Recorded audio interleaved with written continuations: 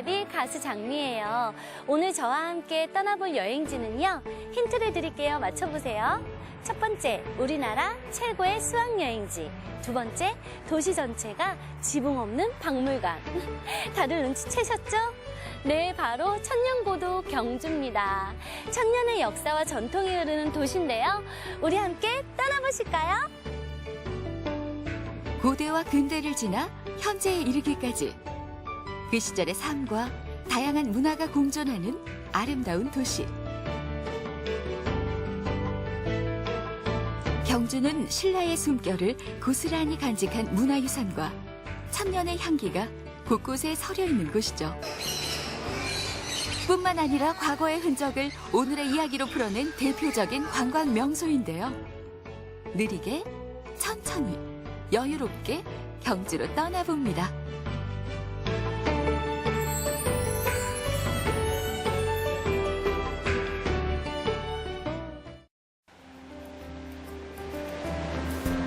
느리게 경주하기 그 첫 번째 여정은 양북면 봉길리 바닷가에서 시작됩니다.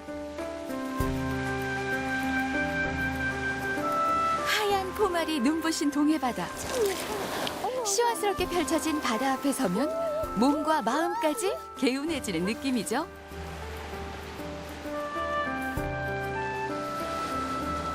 우와, 좋다. 시원한 파도 소리 여러분도 들리시죠? 가슴이 뻥 뚫리는 것 같지 않아요? 근데 바닷가에 왕릉이 있다고 하던데 어디 있을까요? 어디 있지? 해변에서 200m 떨어진 곳, 아담한 바위섬이 누워 있습니다. 누군가 일부러 깎아놓은 듯 아주 독특한 모양을 하고 있죠. 과연 어떤 사연이 있을까요? 안녕하세요, 선생님. 안녕하세요. 제가요, 네. 바닷가에서 왕릉을 찾고 있는데 네. 보이지가 않아요. 도대체 어디 있는 건가요? 그렇죠. 이 바다의 웬 왕릉? 저 뒤쪽에 한번 보시면 지금 바위가 있죠. 네. 저게 이제 30대 문무대왕릉이에요. 어머, 신기하네요. 대부분 왕릉이라고 하면 이렇게 높게 크게 동그래서 네. 묘지 형태를 하고 있잖아요. 네. 근데 어떻게 바닷가에 저렇게 있는 게 신기하기도 하고 좀 저로서는 이상한데요. 이분이 이제 살아있을 때 아버지가 김춘추, 태종 무열왕이거든요. 아버지와 함께 끊임없이 전쟁을 하고 나서 이분 때 이제 고구려를 멸망시키고 당나라도 물러나고 이러고 나서 있는데 이 외에서 빈번하게 침입이 있는 거예요. 그래서 본인이 평소에 살아있을 때 내가 죽으면 열흘 안에 화장해서 동해에 뿌리면 동해 용이 되겠다고 이렇게 유언을 하셨거든요. 그래서 지금 이제 화장해서 뿌린 무덤입니다. 문무대왕릉은 세계 유일의 수중릉입니다. 양지 바른 무덤을 포기하고 차갑고 어두운 바다를 택한 문무왕. 그는 이곳에서 용이 되어 외적으로부터 신라를 지켜주겠다 합니다. 만들어져 있다고 합니다. 세계사를 통틀어서 네. 왕릉의 무덤들은 굉장히 네. 화려하고 웅장하잖아요. 네. 근데 문무왕릉은 너무 소박한 것 같아요. 그러니까 돌아가실 때 이제 국장을 치르지 않고 열흘 이내에 하라고 한 것만 해도 그렇고요. 또 우리가 상복이 굉장히 화려한데 검소하게, 상복도 검소하게 예에 따라서 하라고 이렇게 유언을 남기셨고요. 또 계실 때는, 살아 계실 때는 그 무기를 녹여서 농기구를 만들게 하고, 그 다음에 어떻게 세금을 대폭 감면해서 요즘 말하면 복지시설을 확장을 했겠죠.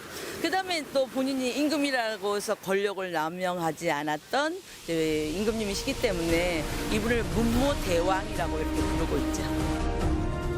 문무왕은 눈을 감는 순간까지 백성과 나라를 걱정했습니다. 그의 넋이 잠들어 있는 이곳은 천년왕국 신라의 정신적 성지로 오래도록 빛나고 있습니다.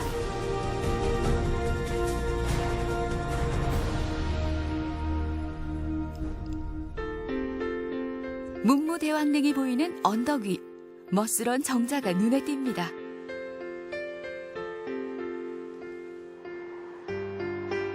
이곳 이견대에는 전설의 피리에 얽힌 이야기가 오늘까지 전해지고 있습니다.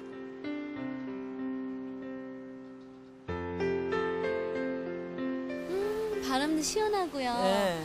풀 냄새, 바다 냄새, 파도 소리까지 너무 좋네요. 그렇죠. 바다 냄새도 나죠. 네. 저기 보니까 문무대왕릉이 한눈에 보이네요, 선생님. 네, 아까 우리 봤죠?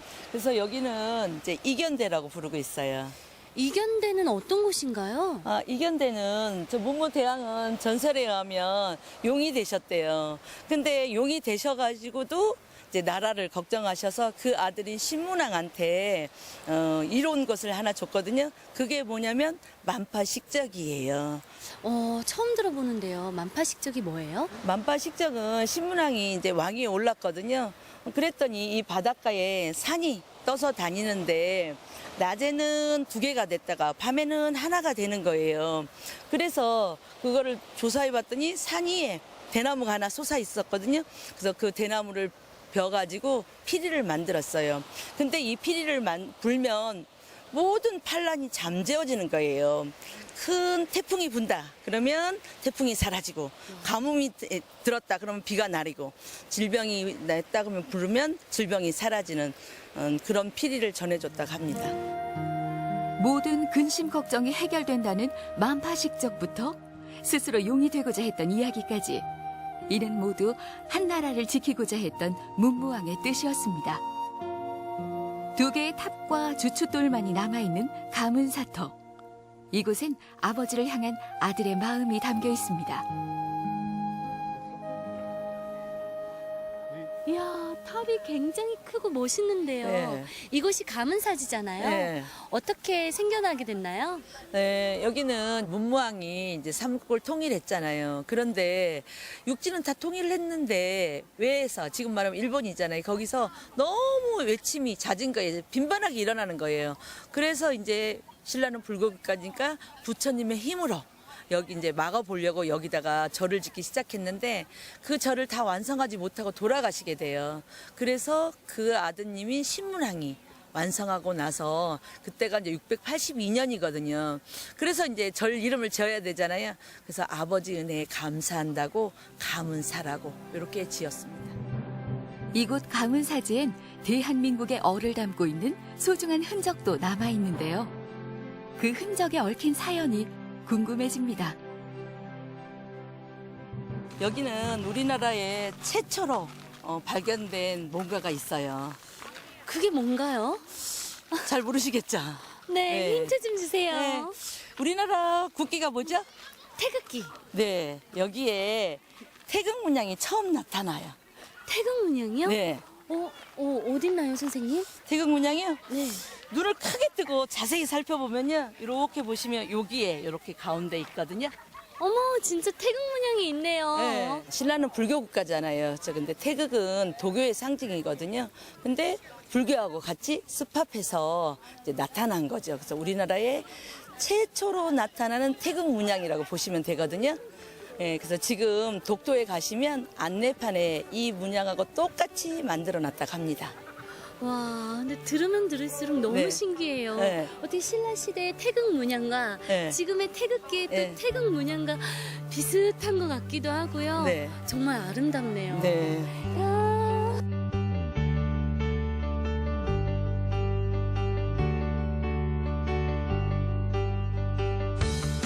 이번엔 시원한 파도 소리를 따라 낭만적인 길을 걸어봅니다. 바다다, 바다다. 읍천항에서 하서항까지 이르는 1.7km 해변 산책길, 주상절리 파도소리 길입니다.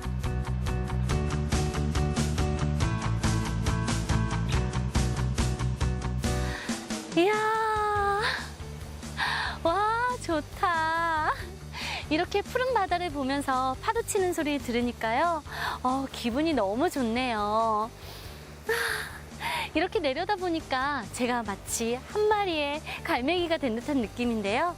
그래서 그런지 이 바다를 다 가진 듯한 느낌도 들어요. 요즘에 스트레스 참 많잖아요. 시원한 파도 소리 들으시면서 근심 걱정 내려보시는 건 어떨까요? 울산과 경계를 이루는 경북 최남단의 바닷가. 따스한 기운을 받으며 파도소리 길에 오릅니다. 우와, 출렁다리 안전수칙. 안전하게 건넙시다. 헉, 무서운 건가? 어떡하지? 괜찮네. 야, 시원한 파도 소리 덕택에 힐링의 공간으로만 알고 있었는데요. 이렇게 다리가 출렁출렁 재미있게 해주니까요. 즐겁기까지 하네요. 야, 출렁출렁.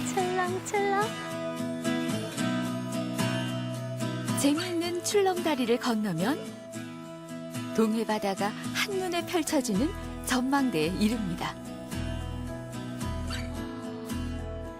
와, 시원하다. 이야, 어머, 너무 멋있다. 이곳이요, 주상절리 베스트로 손꼽히는 곳인데요. 마치 훌륭한 예술가가 조각을 해놓은 듯한 느낌이에요. 어쩜 저렇게 꽃의 형상을 하고 있을까요? 야, 역시 자연의 위대함은 대단합니다.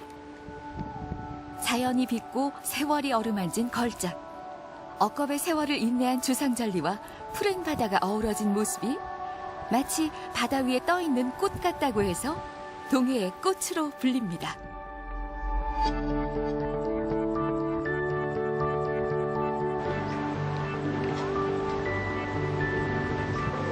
파도소리 길에서 만난 느린 우체통은 잊혀져가는 편지의 추억과 낭만을 선물합니다.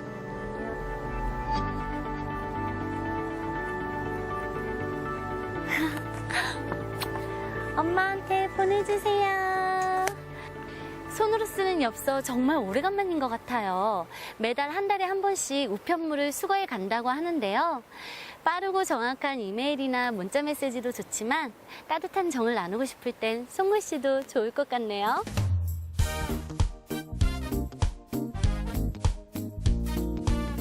양남면 읍천리에 있는 작은 어촌마을. 마을 초입에 이르자 동화 같은 풍경이 시선을 사로잡습니다.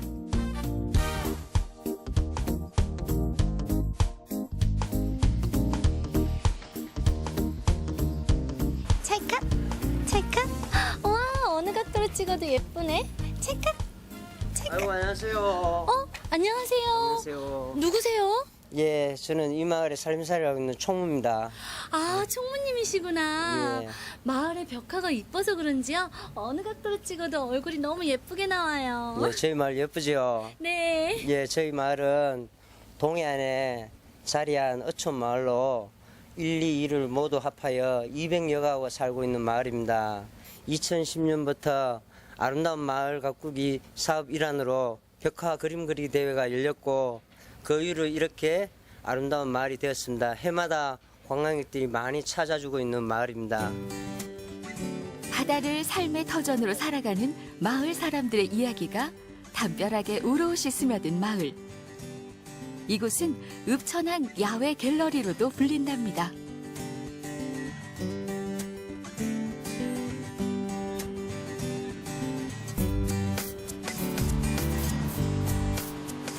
동해 바다에서 건져올린 싱싱한 해산물들을 맛볼 시간. 바다 향기가 고스란히 전해지는 느낌입니다.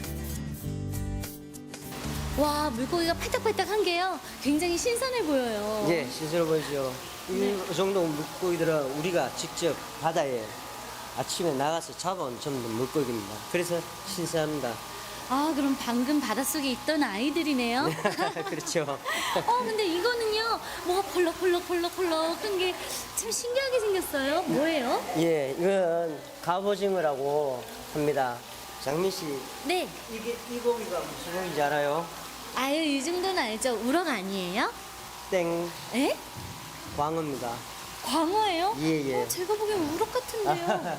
광어하고 도다리를 구분하기 위해서는 눈을 보면 돼요. 좌광우도, 좌측은 광어, 우측은 도다리. 눈 모양을 보면 광어, 도다리가 구분이 됩니다. 좌측, 우측. 예, 예. 야, 재밌네요. 예. 근데요, 광어든 우럭이든 바다의 맛을 한번 느껴볼 수 있을까요? 예, 여기까지 오셨는데 네. 싱싱한 화로에 한번 대접하겠습니다. 와, 감사합니다. 달콤 짭조름한 멍게. 제철 맞아 살이 차오른 광어까지. 먹음직스러운 바다 밥상이 푸짐하게 차려졌습니다.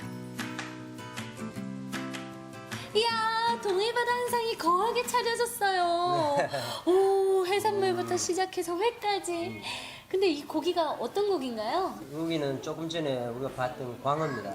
아, 이게 광어구나. 그러면 또 시식을 한번 해봐야 되겠죠? 드셔보십시오. 안녕, 아까 내가 너 봤었어. 자.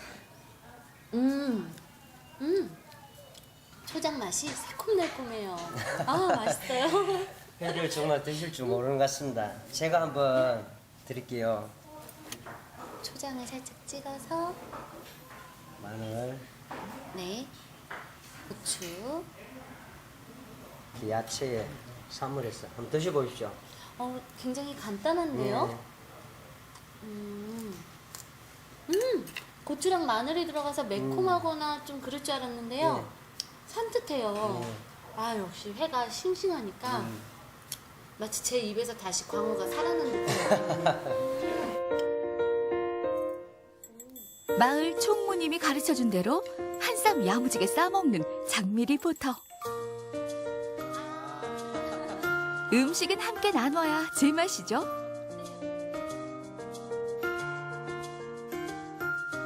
신선해서 더 맛있는 것 네. 같아요. 네. 아름다운 해변길도 이렇게 걷고요.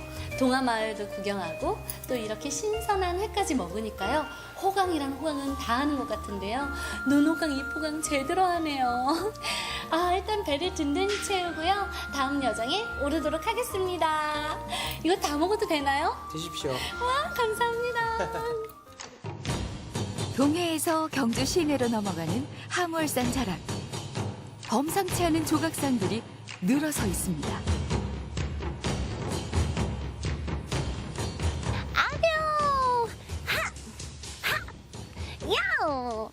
아우! 장미가 이상하다고요?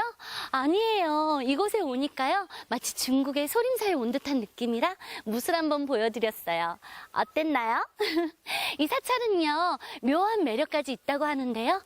그 매력 속으로 함께 가보실까요? 아뇨! 산자락에 포근이 안겨있는 이곳. 국내 유일의 석굴사원, 골굴사입니다. 무려 1500여 년의 역사를 가진 천년 고찰인데요.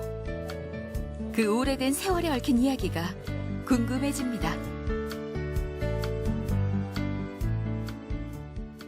스님 안녕하세요. 안녕하세요. 아, 이곳에 딱 오니까요. 공기도 좋고 네. 마음이 따뜻해지는 느낌이 들어요. 뭔가 네. 이렇게 포근히 안아준다는 느낌이라고 아, 할까요? 감사합니다. 네. 골굴사라는 사찰이라고 알고 있는데요. 네. 어떤 곳인지 정확히 알고 싶어요. 저희 골굴사는 일단 이름이 가장 어려워요. 이제 뼈 골자에 동굴 굴자를 써서 골굴사라고 합니다. 저희 골굴사는 1500년 전에 인도에서 오신 광류 스님 분들에 의해 창건이 되었고요. 이제 인도 자국의 양식을 따라 절을 창건했기 때문에 석굴사원의 형태를 갖추고 있습니다.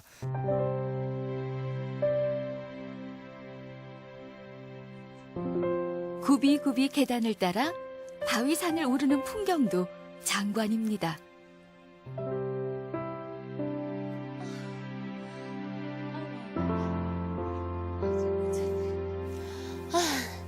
아휴, 스님 얼마나 더 가야 돼요? 이제 거의 다 갑니다. 꽤 힘드네요. 네. 아니 근데 중간중간에 이렇게 굴이 있고요. 네. 그 안에 불상들이 있어요. 인도 자국의 양식을 따라 이렇게 창건을 했기 때문에 이러한 석굴사원의 형태를 갖추고 있어요. 근데 국내에서 유일하게 이제 석굴사원의 형태를 갖추고 있는 절은 저희 절이 유일하다고 보시면 됩니다. 아, 네. 그래서 그런지 굉장히 이국적이고요. 네. 아름답기까지 하네요. 네. 이야. 각 구간마다 불상이 모셔진 바위산에 오르니 마치 순례길에 나서는 느낌입니다. 굉장히 높네요. 이야, 다 왔습니다. 정상인가요? 예. 와, 경치가 너무 좋아요. 이야, 어머, 근데 저 불상은 뭐예요? 이 불상은요 마해열의 부처님이라고 하는 불상인데요. 이제 보물 제581호로 현재 지금 지정이 되어 있고요. 이 불상은 1300년 전쯤에 이렇게 만들어졌다고 합니다. 그리고 아이러니하게도 이 부처님이 바라보시는 방향이 저쪽에 동해바다에 계시는 문무왕릉을 향해 주성이 되었다고 하는데요. 정말 아이러니하게 또 네. 불국사의 석굴암 부처님도 이제 그 문무대왕릉을 바라보고 계시다고 합니다. 와, 그래서 이제 불국사 석굴암 부처님과 저희 마이어리 부처님이 보시는 방향이 이제 같으시네요. 같다고 보시면 돼요. 야, 네. 그럼 이 부처님께는 어떤 소원을 빌어야 이루어질 수가 있을까요? 저희 마이어리 부처님께는 어떠한 소원을 빌어도 이제 다 들어주실 겁니다. 정말이요? 네.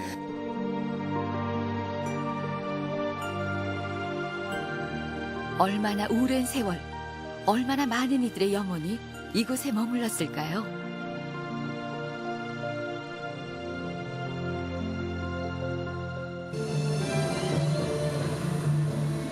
한편 석굴 아래에는 무술 시범이 한창입니다.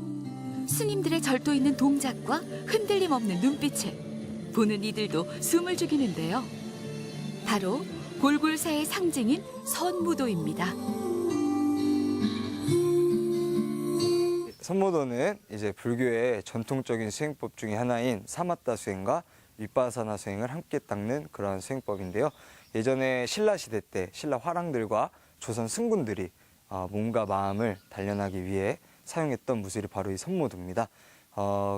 그 신라 시대 때, 조선 시대 때부터 수행을 해오던 그런 수행법을 저희가 지금 이어받아서 함께 이렇게 포교를 하고 있습니다.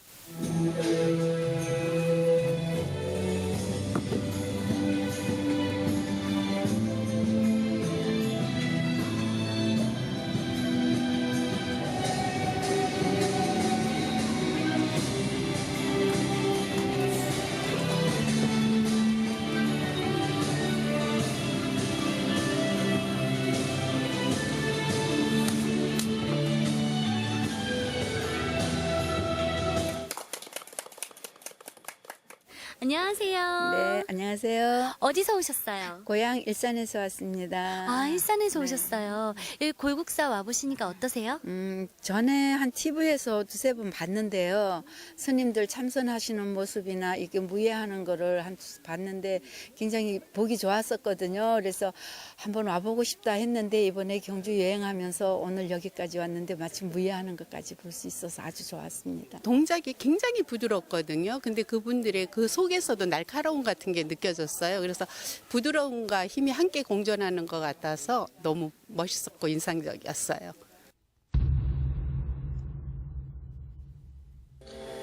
골골사에서는 하루 두 차례에 걸쳐 선무도 시범이 펼쳐집니다. 뿐만 아니라 직접 따라해 볼 수 있는 시간까지 마련되어 있습니다. 내가 하는 지금 하고 있는 거 집중을 하는 것도 셋 그러시고 네. 스님 저 어땠나요? 잘했나요? 엄청 잘하시네요. 어떠셨어요? 온몸에 혈액순환이 쫙 되는 것 같았고요. 네. 이곳에 공기가 좋아서 그런지 머리가 맑아지는 느낌이었어요. 네, 그래서 이제 사회생활을 하다가 이제 정신적으로나 육체적으로나 스트레스를 많이 받으시는 분들이 저희 골골사를 많이들 찾아주십니다. 이 선무도를 통해서 이제 스트레스를 해소를 하고 이제 악화된 건강과 육체적인 문제를 해결하기 위해서 이 무술을 찾아주시는 분들이 많으세요.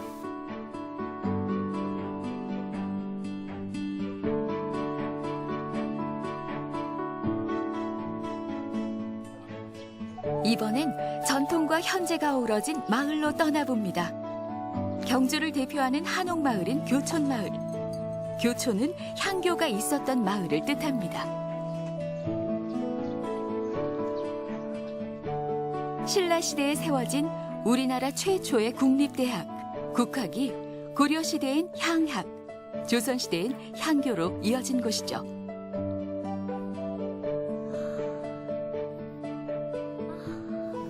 마치 타임머신을 타고 온 듯한 느낌이네. 아, 깨끗하고 정갈한 한옥을 보니까요. 전통의 향기가 물씬 풍기는데요.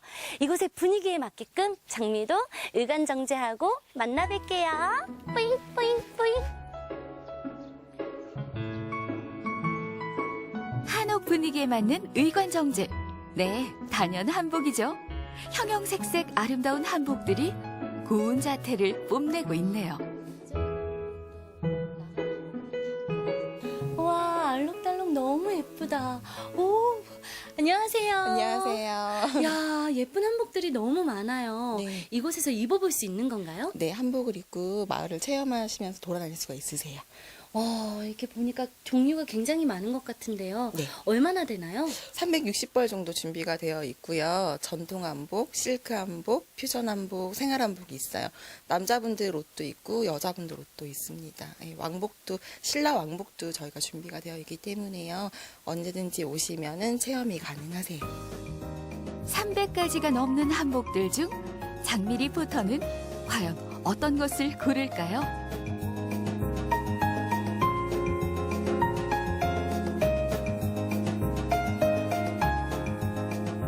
여성미가 물씬 풍기는 한복을 선택했네요. 와, 고급스럽고 전 이걸로 할래요. 한복 입어보니까 어떠세요? 화려하면서도요. 고급스럽고 드레스 입은 듯한 느낌이에요. 야, 이제 이렇게 나가면 되나요? 나가시기 전에 배시 댕기랑 댕기로 머리 손질을 하고 나가실게요. 제가 도와드릴게요. 한복과 잘 어울리는 댕기머리 단장까지 끝내면 본격적인 교촌마을 나들이가 시작됩니다.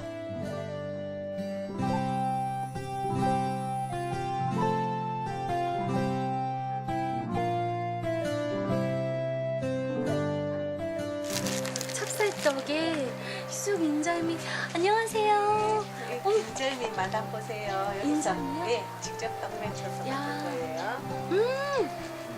너무 고소하고 맛있어요. 감사합니다. 잘 먹었습니다. 와우.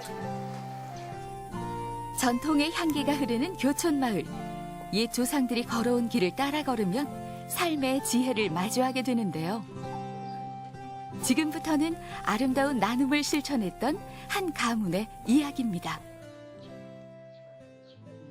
와, 한옥이 너무 멋져요. 조선시대의 한옥을 그대로 옮겨놓은 거잖아요. 그렇죠. 굉장히 네. 멋있죠. 우리나라 집이 이렇게 멋있어요. 네, 네. 첼시 고택인데요. 그렇죠. 이곳이 그렇게 사랑받는 이유가 있다면서요? 조선시대 때 벌써 이 가문은 노블레스 오블리주를 실천한 분들이에요. 그래서 굉장히 좋은 일을 많이 하신 분들이죠. 근데 원래 종가는 여기가 아니에요. 여기서 좀 떨어진 내남이라는 곳인데 이쪽으로 옮긴 이유는 후손들이 공부 좀 하게 하자. 그게 뭐냐 하면 이 종가 바로 옆에 향교가 있어요. 향교는 옛날 국립대학이죠. 그래서 공부하는 곳이니까 후손들이 공부하는 모습을 보고 저절로 학문을 익히자 이런 의미예요. 근데 참 아이러니컬한 것은 이 집 가훈에 벼슬은 진사 이상 하지 말라는 게 있거든요. 벼슬 하지 말래요. 근데 왜 학문을 익혔을까? 근데 진사는 벼슬이 아니고 초시예요. 벼슬을 할 수 있는 자격은 가지되 벼슬은 하지 마라. 그래서 그 가훈이 지금까지 전해 내려옵니다.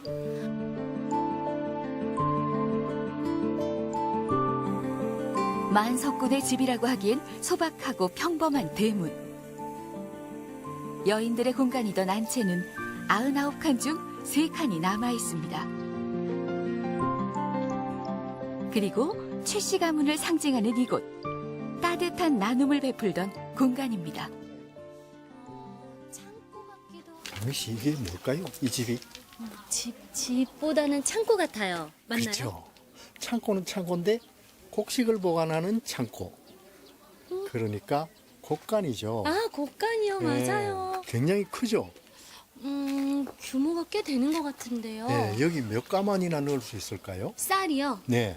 쌀 한 200가마니는 너끈히 들어갈 것 같아요. 그거보다 훨씬 많아요. 800석을 보관할 수 있었대요. 안에 꽤 네. 넓은가 봐요. 그래서 남한에 남아있는 곡간 중에 이 최부잣집 곡간이 제일 크대요. 와, 800석이라 어마어마해요. 어마어마하죠. 근데 더 놀라운 거는 그 조선시대 때 가뭄이 들어서 사방 백리 안에 백성들이 굶는 것을 이 가문에서 이 곡간을 헐어서 다 배불리 먹여드렸대요. 그래서 가훈에 사방 백리 안에 굶어 죽는 사람이 없게 하라는 게 가훈으로 남아 있어요. 아, 그렇군요. 야, 이 나눔이라는 게 정말 어렵고도 쉬운 건데 그래서 지금까지 존경받죠. 부자가 또 존경받으신 예, 것 같아요. 예.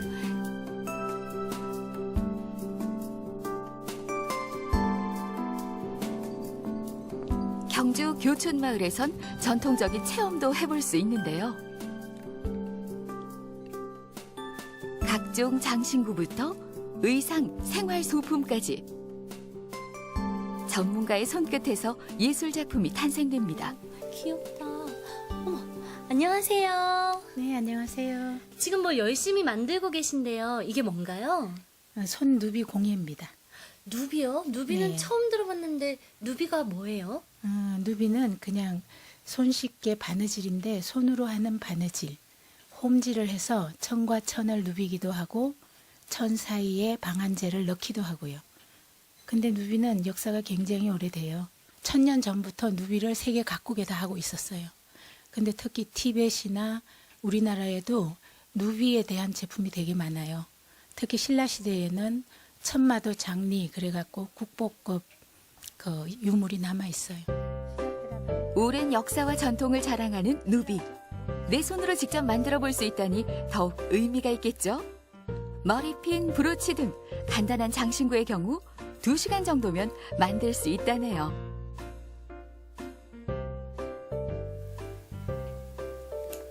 짠! 장미가 만들었어요. 여러분 어때요? 너무 예쁘죠? 선생님 어떤가요? 천만 사람 치고 되게 잘했어요. 뭘 잘했냐 하면 네. 구슬이 중심에 잘 모여갖고 리본도 예쁘게 잘 됐어요.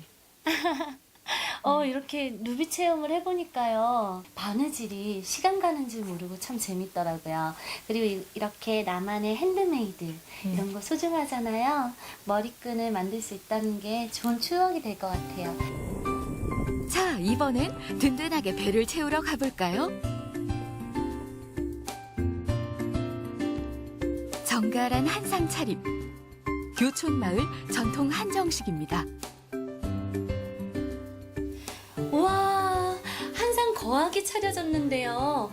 마치 임금님 수라상을 받는 것 같아요.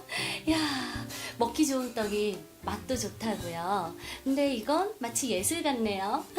이 음식 어떤 음식인가요? 옛날에 궁중에서 먹던 궁중 요리입니다. 아, 임금님이 드시던 수라상이군요. 네. 와, 딱 봐도 가지수가 꽤 되는데요. 먹는 방법이나 순서가 있을 것 같아요. 네, 있습니다.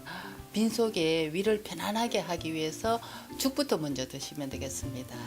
그 다음에는 이제 야채 먼저 드시고 요리를 순서대로 먹고 싶은 대로 드시면 되겠습니다. 담백한 호박죽으로 입맛을 돋우고 하나하나 천천히 음미하는 장미 리포터. 그 맛이 어떨지 궁금하네요. 오, 음식들이 다 정갈하고 네. 너무 맛있어요. 네. 근데 아까 전부터 너무 궁금했던 이 음식이요. 네. 이름이 뭔가요?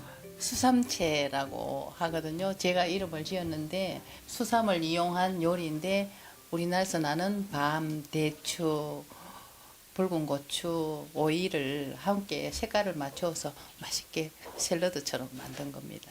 이 수삼으로 만든 음식, 몸에 좋을 것 같은데 이 음식 말고도 네. 특별한 음식이 더 있나요? 네, 오늘 보시다시피 앞에 있는 마로 만든 음식입니다. 이게 조선시대 수은잡방이라는 요리서에 나오는 요리인데요. 거기에는 이제 서여향병이라는 요리인데요. 서가 마라는 뜻이에요. 여는 찹쌀이라는 뜻이에요. 향은 꿀이라는 뜻이고 병은 지진다는 뜻이에요. 그래서 서여향병인데 우리나라 지금 현재 풀이로 하면은 마찹쌀구이라고 하시면 되겠습니다. 이걸 드심으로 해서 우리 위를 튼튼하게 하고 소화도 잘 되고 위에 아주 좋은 음식입니다. 서여 향병에 수삼채까지. 장미 리포터 입 호강 제대로 하네요. 수삼이라서 좀 쌉싸른 맛이 나지 않을까 걱정했는데요. 밤하고 대추랑 이렇게 섞여 있어서 그런지 달짝지근하면서도 맛있네요. 맛과 모양은 물론이고 건강까지 생각한 한상 차림에서 우리 선조들의 지혜가 묻어납니다. 오늘 이렇게 예쁜 한복도 있고요. 임금님 수라상을 딱 먹어보니까요. 마치 제가 여왕이 된 듯한 느낌이에요. 여러분들도 이곳에 오셔서 여왕이 돼보시는 건 어떨까요? 경주 보문관광단지에 위치한 이곳. 아름답고 또 신기한 동식물들로 가득한 테마파크입니다.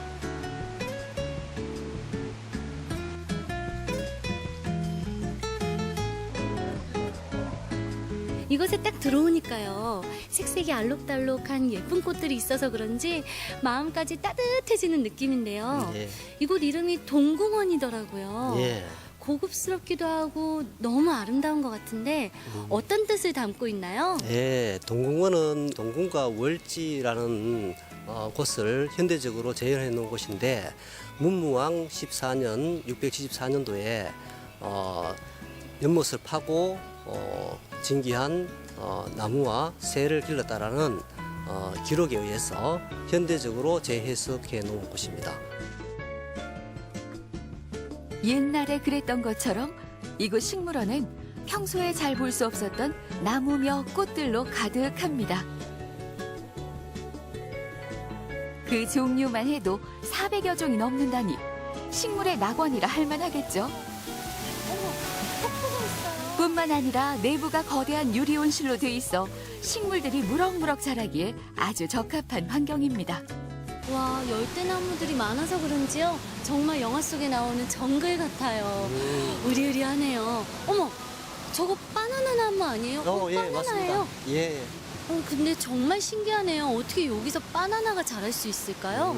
예, 여기는 뭐 식물은 안에 온도 조절이라든가 모든 영양분 섭취를 할 수 있도록 만들기 때문에 뭐 바나나뿐만 아니고 다른 망고라든가 파인애플 여러 가지 그 과실류가 많이 있습니다. 여기는.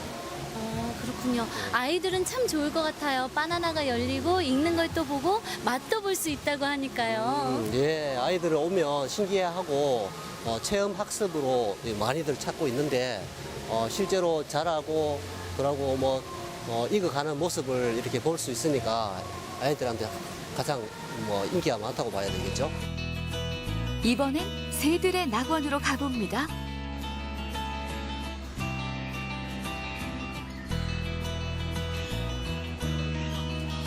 어서 와. 이런 거 처음이지? 우와, 어머, 다 앵무새인가 봐. 알록달록 너무 귀엽다. 이야, 안녕, 얘들아. 말할 줄 아니? 안녕하세요. 안녕하세요. 한번 올려보시겠어요? 네. 신기하다. 안녕, 반가워. 야, 이렇게 딱 봐도요. 새들이 굉장히 많은 것 같은데요. 200종의 3,000수의 앵무새들이 있고요. 우리 앵무새 친구들뿐만 아니라 어류 그리고 파충류들도 같이 있어서 함께 관람이 가능하십니다. 우리에 갇힌 새들을 밖에서 지켜보는 일반 동물원과는 차원이 다릅니다. 이렇게 커다란 새장 속으로 들어가서 함께 교감할 수 있는 것이 버드파크의 특징이죠. 나츠 안녕. 우와, 엄청 똑똑해요. 누가 머리 나쁜 사람 보고 새머리라고 해요. 야, 너무 신기하네요. 나츠야, 안녕하세요.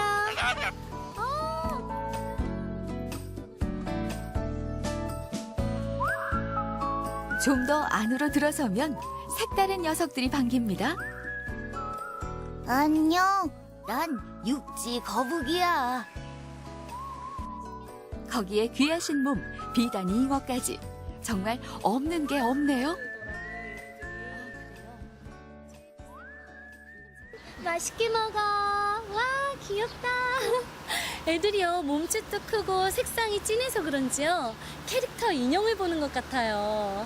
그리고 많은 동식물원을 가봤지만 이렇게 오늘처럼 앵무새를 어깨에다 얹히고 먹이도 주면서 서로 말도 주거니 받거니 하고 이렇게 교감을 할 수 있다는 게 그게 참 뜻깊은 것 같아요. 아이들이 참 좋아하겠어요. 네, 저희도 아이들이 어리지만 그래도 우리 동물에 대한 소중함을 좀 더 이렇게 배울 수 있도록 좀 더 가까이 체험해 볼 수 있는 시설들로 저희가 이렇게 꾸며 놓았어요. 아무래도 우리 가족분들이랑 나들이 오시기에는 더할 나위 없으실 거예요.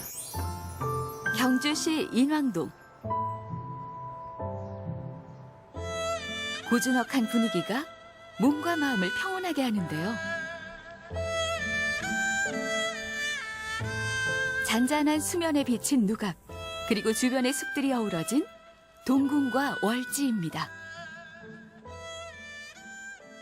혜진쌤님, 제가 방금 동궁과 월지를 현대적으로 재해석한 테마파크에 갔다 왔거든요. 네, 거기 참 좋죠. 네, 너무 좋더라고요. 네. 우리나라 최초의 동식물원이었다고 하는데요. 네. 동궁과 월지 정확한 뜻이 뭔가요? 네, 동궁과 월지는 우리가 서 있는 건너편에 보면 언덕이 보이거든요. 네. 거기가 이제 임금님이 살고 있는 궁궐이에요. 정궁.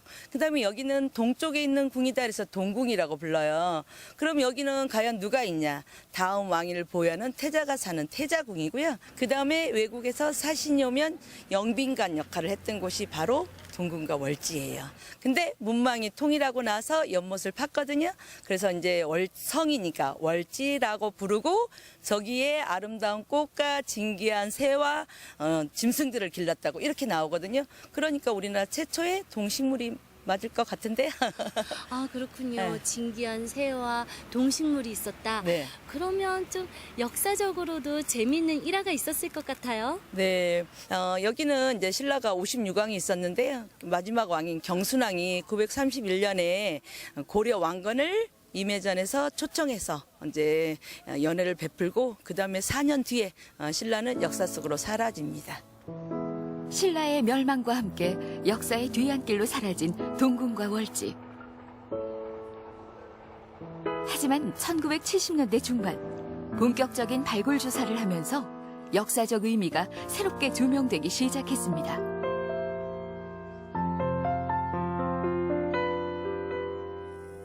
이곳에서 수많은 신라의 유물이 출토되었죠. 와, 못에서 네. 많은 유물들이 나왔네요. 네, 많이 나왔어요. 한 33,000여 점이 나왔거든요. 그래서 다른 데서는 나오는 유물들은 다 무덤에서 나온 부장품이었거든요. 죽은 사람을 위해서 넣었던 거. 근데 여기서 나온 유물은 신라 시대 때 실생활했었던 유물들이거든요. 그래서 신라를 연구하는데 아주 중요한 자료가 되고 있죠. 아, 그렇군요. 네. 그 많은 유물들 중에서도 특별한 유물이 있을 것 같아요. 네, 여기서 나온 특별한 유물이 있는데 그게 뭐냐면 이거예요. 이건 뭐예요? 아, 이거는 술 마실 때 했던 게임 기구거든요. 그래가지고 던져가지고 나오는 벌칙에 따라서 이제 행동을 하는 거예요. 어떤 벌칙들이 있어요? 뭐 딱 나왔다 그러면 중인 탑이 이러면 여러 사람에서 코 때려도 가만히 있기. 그다음에 이제 금성장무하면 소리 없이 춤추기거든요. 그러니까 요즘 말하면 무반주 댄스잖아요. 네. 또 다른 거 있는데 한번 던져보세요. 뭐가 나오는지. 네. 맞는 것만 아니었으면 좋겠는데요. 짠! 네. 뭐예요, 선생님? 이거는 이제 곡비 직진이라 그래서 이렇게 팔뚝을 구부린 채 술 마시는 거예요. 아, 러브샷이요? 네. 와, 1000년 전에도 러브샷이 있었네요. 그렇죠. 그때도 그런 문화가 있었어요. 와, 과거나 현재나 노는 건 다 비슷한가 봐요. 그렇죠. 네. 월지는 어느 곳에서 바라봐도 연못이 한눈에 들어올 수 없도록 만들어졌습니다. 가장자리에 굴곡을 줬기 때문인데요. 좁은 연못을 넓은 바다처럼 느낄 수 있도록 설계한 신라인들의 지혜입니다. 이게 지금 배수구거든요.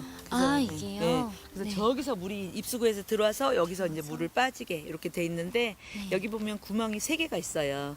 그래서 이 물을 깨끗이 유지하려고 하는데도 썩잖아요. 그래서 이제 부패하게 되면 우리가 이제 조금 부패하면 맨 밑에 있는 거 빼지만 많이 부패하면 2단까지 빼가지고 부패했던 물들을 싹 빼는 굉장히 과학적인 방법으로 이걸 만들어 놨다고 해요. 이야, 그 옛날에는 계산기도 없었을 텐데요. 아, 신라인들의 지혜가 정말 대단한 것 같아요. 네, 그렇죠. 여기 월지도 이제 대단하지만 신라인들은 과학적이고 지혜로운 곳이 굉장히 많거든요. 그 대표적인 게 있어요. 그쪽으로 한번 가보실까요?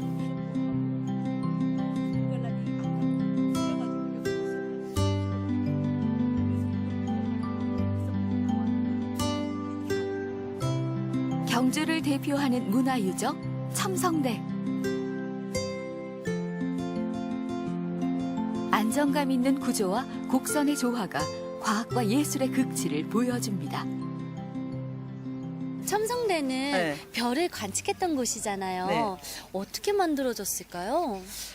첨성대는 이제 27대 선덕여왕 때 만들어졌는데요. 그래서 선덕여왕이 632년에서 645년 제2기간인데 아마 640년 경에 그때쯤 만들어졌을 거라고 보고 있거든요. 그러면 지금부터 1300여 년이잖아요. 그때 만들어서 지금까지 한 번도 보수하지 않은 세계에서 가장 오래된 천문대라고 보시면 됩니다. 당시 신라는 천문 담당 부서를 두고 하늘을 연구했습니다. 신라인들이 이토록 천문에 관심을 가진 이유, 무엇이었을까요? 국가 경제의 기초가 농사였던 당시, 하늘의 움직임에 따라 농사 시기를 결정할 수 있었기 때문입니다. 첨성대를 이렇게 쭉 둘러봤는데요. 네. 아니, 어떻게, 어디로 들어가죠? 출입구가 없네요. 네, 그렇죠. 없는 것 같죠. 근데 저기 보면 정면에 지금 이제 가로 세로 1m 되는 구멍이 있거든요. 저 안으로 이제 들어가서 저 위로 올라가서 이렇게 봤다고 보시면 되거든요. 그래서 이제 우리가 보는 왼쪽에는 돌이 깨져 있는데 오른쪽에 보면 이렇게 다듬어져 있어요. 네. 그게 뭐냐면 사다리를 댔을 때 움직이지 못하게. 예, 사다리를 타고 올라가서 그 안에서 이제 또 사다리를 타고 위로 올라가면 맨 꼭대기 가면 돌멩이가 놓여져 있고요. 우리가 들어갔던 구멍에는 나무 같은 걸 판자를 놓고 마루로 만들어 놓고 이제 하늘을 쳐다보면서 별을 관측했을 거라고 보고 있고요.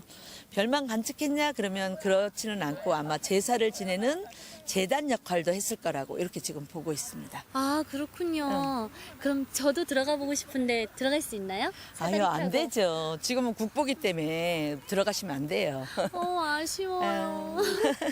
근데요, 네. 최근에 지진이 있었잖아요. 네. 그때 피해는 없었나요? 신라시대 때도 지진이 자주 일어나가지고 그 시절에 벌써 내진 설계가 다 해놨어요. 지금 우리 요거 울타리 쳐진 반경이 있잖아요.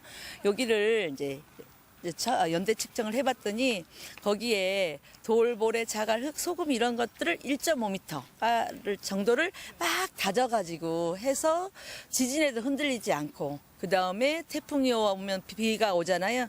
그래서 이제 배수가 쫙쫙 잘 되게 돼 있었거든요. 그리고 화면이 막 흔들렸잖아요. 그거는 저 뒤에 있는 이제 CCTV가 흔들려서 그렇게 보였던 거고요. 여기는 끄떡없이 지금 있습니다.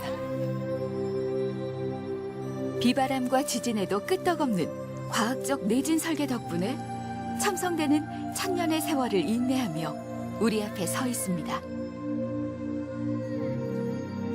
또 오늘날의 첨성대는 아름다운 야경 명소로 인기를 끌고 있죠.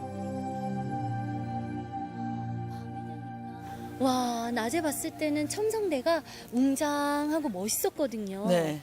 저녁 때 보니까 너무 낭만적이에요. 가슴이 콩닥콩닥 뛰네요. 그렇죠.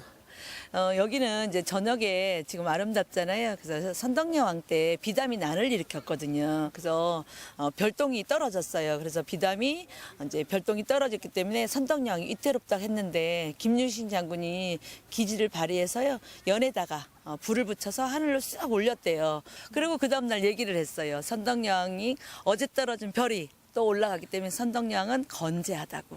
예, 그런 이야기가 있는 곳입니다. 유난히 아름답다는 신라의 달밤.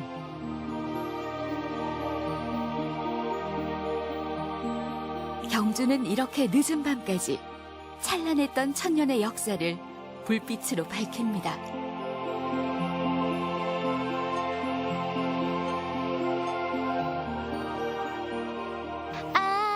신라의 밤이여. 야경을 감상하니까요, 이 노래가 생각이 나네요. 아름다운 야경을 마지막으로 천년고도 경주를 천천히 여유롭게 둘러보았는데요. 어떠셨어요? 경주는요, 발끝에 채이는 돌뿌리 하나, 풀 한 포기 하나도 모두 문화재 같았습니다. 지금 여행 가기 딱 좋은 시기인 거 아시죠? 여러분들도 행복한 추억 만들러 놀러 오세요.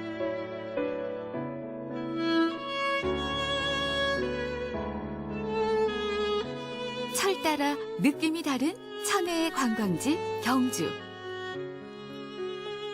어른들에겐 학창시절에 즐거웠던 수학여행이 떠오르는 추억의 장소이자 아이들에겐 살아있는 교과서, 신라 천년의 역사와 문화를 생생하게 체험하는 교육의 장이죠.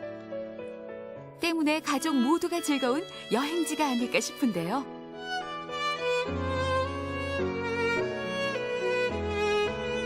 여행하기 좋은 계절, 느리고 여유롭게 경주하기 어떠세요?